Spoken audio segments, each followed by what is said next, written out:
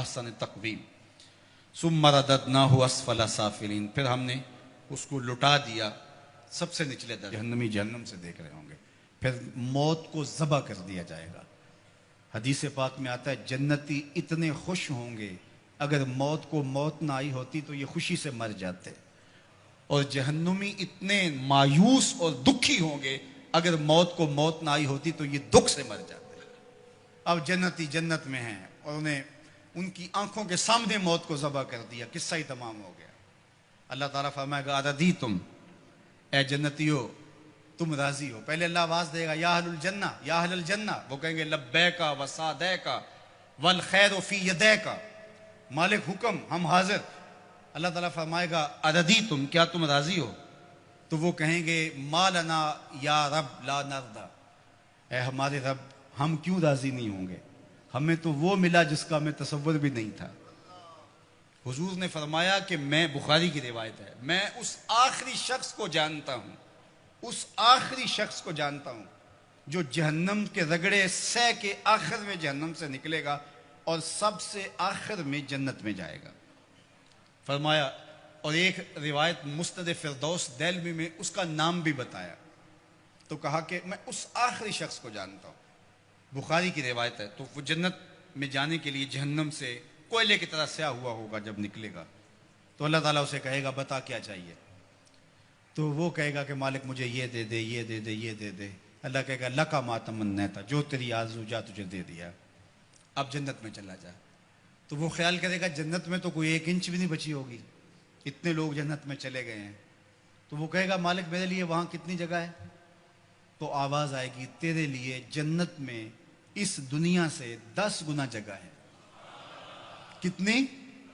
یہاں تو 1 کنال کا گھر، 2 کنال کا بنگلہ، 6 کنال کی کوٹھی بنانے کے لیے آدھی زندگی لگ جاتی ہے، اور یہ سب سے پھاڑا سمجھتے ہیں نا، جو سب سے آخر میں جنت میں جائے گا، یہ اس کی جاگیروں کا میں آپ کو بخاری کی حدیث کے حوالے سے بتا رہا ہوں۔ اللہ فرمائے گا جا جنت میں، تیرے لیے دنیا سے 10 گنا ہے، 7 بر اعظموں پہ پھیلا ہوا جہاں، اس کو 10 سے ضرب دے۔ یہ کس کو ملے گی؟ جو سب سے آخر میں جنت میں جائے گا، اور وہ کہے گا اتسخر بی وانت الملک، میرے رب تو رب ہو کہ مجھ سے مذاق کر رہا ہے؟ اس کو گمان ہی نہیں ہوگا کہ اتنا مجھے مل جائے گا۔ وہ تو سوچے گا 2 مرلے کا جھونپڑا بھی جنت کے کسی کونے میں مل جائے تو غنیمت ہے۔ اسے کہا جائے گا دنیا سے 10 گنا جگہ تیرے لیے جنت میں تیرے نام ہوئی۔ تو وہ کہے گا اتسخر بی وانت الملک، میرے رب تو رب ہو کہ مجھ سے مذاق کر رہا ہے؟ تو اللہ فرمائے گا مذاق نہیں، یہ حقیقت ہے۔ اور یہ بات سن کر کے، یہ حدیث بیان کرتے ہوئے میرے حضور اتنا مسکرائے کہ صحابہ کو حضور کی داڑھیں نظر آ گئی، کہ اس کو لگے گا ہی نہیں کہ مجھے اتنی جگہ دی گئی ہے۔ یار جو پھاڑا ہوگا، سب سے آخر میں جنت میں جائے گا، اس کو تو اتنی جگہ ملے گی، تو بلال حبشی کی جاگیروں کا عالم کیا ہوگا، عثمان و علی کی جاگیروں کا عالم کیا ہوگا، ابو بکر و عمر کی جاگیروں کا عالم کیا ہوگا، اور جنت کے وارث حسن اور حسین کی جاگیروں کا عالم کیا ہوگا۔ یہ تو سب سے آخر میں جانے والے کی جاگیریں ہیں۔ اب یہ جنت میں اتنا کچھ ملے گا، تو وہ کہیں گے ما لنا یا رب، ہم مالک ہمیں کیا ہوا کہ لا نرضی، ہم راضی نہ ہوں، ہمیں تو وہ دیا گیا ہے کہ جو کسی کو نہیں دیا گیا۔ تو اللہ فرمائے گا میں تمہیں اس سے بھی بہتر کچھ دیتا ہوں، میں اور تمہیں تمہاری جھولی میں کچھ ڈالنے والا ہوں۔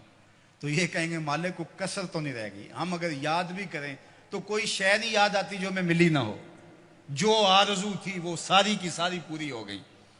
اللہ فرمائے گا میں تمہیں ایک اور شے دینے لگا ہوں، تو وہ جھولیاں پھیلا لیں گے، اور اللہ فرمائے گا میں تم سے راضی ہو گیا ہوں، اب کبھی بھی ناراض نہیں ہوں گا۔ میں تم سے راضی ہو گیا ہوں، اب کبھی بھی ناراض نہیں ہوگا۔ جنت سے یا تو موت اس نعمت کو ختم کرے گی، یا پھر اللہ ناراض ہو جائے تو اللہ کسی کو نکال دے، تو اللہ ضمانت دے گا میں اب تم پہ ایسا راضی ہوں، اب کبھی بھی تم سے ناراض نہیں ہوں گا۔ ایسا اجر اللہ عطا کرے گا، فَلَهُمْ أَجْرٌ غَيْرُ مَمْنُونَ۔ اللہ اکبر۔ فَمَا يُكَذِّبُكَ بَعْدُ بِالدِّينِ۔ اللہ تعالیٰ ارشاد فرماتا ہے کہ محبوب، جزا اور سزا کا جو دن ہے اس کے معاملے میں آپ کی بلا کو کیسے تکذیب کر سکتا ہے؟ کون ہے جو آپ کی تکذیب کرے؟ ایک دن ایسا آنے والا ہے جب سارے عملوں کی سزا اور جزا ہوگی۔ الیس اللہ بأحکم الحاکمین۔ کیا اللہ تعالیٰ جل شانہ حاکموں کا حاکم نہیں ہے؟ دنیا کا چھوٹا سا نظم بھی کہیں ہو تو وہاں بھی جزا و سزا کا تصور ہوتا ہے، اور جو ہے وہ ایسا نہیں ہوتا کہ وہ جزا و سزا کے بغیر ہو. لیکن اس پوری کائنات کا نظم کیا جزا و سزا کے بغیر ہوگا؟ کیا وہ احکم الحاکمین نہیں ہے؟ کیا لوگ اس کی گرفت سے باہر ہیں؟ آج ساری زندگی جو ظلم کرتا رہا، زیادتیاں کرتا رہا، اور اس نے اللہ کے حکموں کو توڑا، اس کی مخلوق کو ستایا، دکھ دیے، لوگوں کا خون چوسا، اور لوگوں سے ظلم کیا، لوگوں سے زیادتیاں کی، لیکن وہ کچہریاں بھی خرید لیتا تھا، وہ تھانے بھی خرید لیتا تھا، عدالتیں بھی اس کی تھیں، اس کو کوئی پوچھ بھی نہ سکا، اور وہ چلا گیا. اور ایک شخص نے تقوی کے ساتھ زندگی گزار دی. کل قیامت کے دن دونوں ایک جگہ پہ ہوں تو یہ اللہ ناانصافی نہیں ہونے دے گا. ایسا نہیں ہوگا. اللہ احکم الحاکمین ہے. اللہ قیامت کے دن جو عدالت لگائے گا اس میں ایک ایک چیز کا فیصلہ ہوگا اور ایک ایک سوال ہوگا. ثم لتسألن یومئذ عن النعیم. تو آئیے آج کس مختصر زندگی کو اللہ کے نام لگا دے. آج موقع ہے، کل نہیں ہوگا. اج سا بھی نے کھلے راہ بھی نے، انج ٹوک نوکھڑے ٹوکدے نہیں. ٹر پویں تے پینڈے مک جاندے، کار بیٹھے ہیں فاصلے مکنے نہیں. آج موقع ہے، آج اس کی رحمت آوازیں دے رہی ہیں. اور مہینہ ہے رمضان المبارک کا، اور جمعۃ المبارک کی گھڑیاں ہیں. ابھی سچے دل سے اس کی طرف رجوع کر لیں. یہ لمحے دوبارہ نصیب نہ جانے ہوں کہ نہ ہوں. تو قبل اس سے کہ وہ وقت آئے کوئی حجت باقی نہ رہے پھر ہاتھ ملتے رہ جائیں. آج موقع ہے. آج توبہ کا دروازہ بند نہیں ہوا، رحمتوں کے دروازے کھلے ہوئے ہیں. اس کی رحمتیں آوازیں دے رہی ہیں، میرے بندے آ جاؤ. میں یہ نہیں دیکھوں گا کہ تم آئے کب ہو اور کتنے پاپ لیے آئے ہو. میں یہ دیکھوں گا آئے تو میری چوکھٹ پہ ہو. تمہارے نہ صرف گناہ معاف کروں گا بلکہ گناہوں کو بدل کے نیکیوں میں تبدیل کر دوں گا. تم آؤ تو صحیح میری چوکھٹ پہ. ایک فقیر تھا، وہ بازار میں کھڑا رو رہا تھا تو کسی نے رک کے کہا بابا کیا ماجرا ہے، کیوں رو رہے ہو؟ کسی نے مارا ہے؟ کہا نہیں کوئی ایسا ماجرا نہیں. تو پھر کیوں رو رہے ہو؟ کہا لوگوں کے رویے نے مجھے رلا دیا. کیا مطلب؟ کہا بازار سے گزر رہا تھا، دنیا میں کھوئے ہوئے لوگوں کو دیکھا، دل میں ترس جاگا، تو میرا خیال آیا ان بندوں کی رب کی صلح نہ کروا دوں.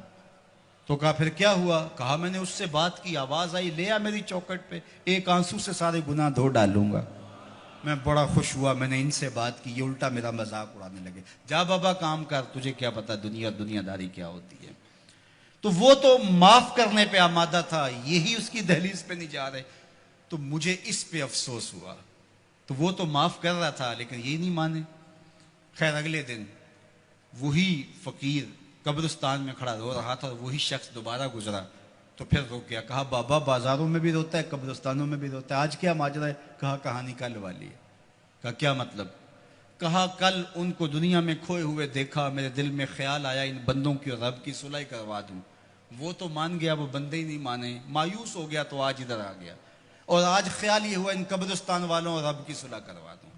تو بڑے تجسس سے پوچھا آج کیا بنا؟ کہا آج یہ مان گئے ہیں وہ نہیں مانتا، آج یہ مانتے ہیں وہ نہیں مانتا. تو صاحب آج وہ مان رہا ہے، کہیں ایسا نہ ہو کہ پھر ہم مان جائیں اور وہ نہ مانیں. آج لے ان کی پناہ، آج مدد مانگ ان سے، کل قیامت کو نہ مانیں گے اگر مان گیا. ماہ سیام کی برکتیں لوٹ لو. یہ وہ میں نے دیکھا شیرا والا باغ کے قریب وہ ریڑیاں لگاتے ہوئے، جب پھل آخری دنوں میں ہوتا ہے تو وہ سستا کر دیتے ہیں. تو وہ کہتے ہیں یہ جاتے ہوئے موسم کی بہار لوٹ لو. تو جو چیز جو ہے وہ 50 اور 100 روپے کلو ہوتی ہے وہ 20 روپے کلو بیچ رہے ہیں. آخری عشرے میں اللہ لوٹ سے لگا دیتا ہے. لوٹ لو میری رحمتوں کو، بس آؤ اور لو اور چلے جاؤ. تو آؤ سچے دل سے اس کے حضور آؤ اور رحمتیں اس کی وصول کرو اور زندگی کو نور اور نکھت اور اجالوں سے بھر لو. اس موسم گرمی کے اندر دور و نزدیک سے چل کے آنے والوں، اللہ تمہیں دنیا آخرت کی برکتیں عطا کرے، اپنی خاص پناہوں سے مالا مال کرے. اللہ عزت آبرو آپ کا مقسوم کرے. انشاءاللہ العزیز اللہ نے چاہا، اللہ کی مرضی ہوئی تو انشاءاللہ کل نماز عشاء کے بعد صلاۃ التراویح کے بعد یہی اسی جگہ پہ دوبارہ ملاقات ہوگی. لیلۃ القدر کی مبارک گھڑیوں میں دوبارہ انشاءاللہ آپ سے جو ہے وہ ہم کلام ہونے کا شرف اور موقع ملے گا. میں آپ کا کل منتظر رہوں گا. اور آخری بات اور اس کے بعد میری گفتگو اختتام کو پہنچی، اور وہ یہ کہ یہ دارالعلوم، یہ درس گاہ، یہ جامعہ اور یہ مرکز مصطفیٰ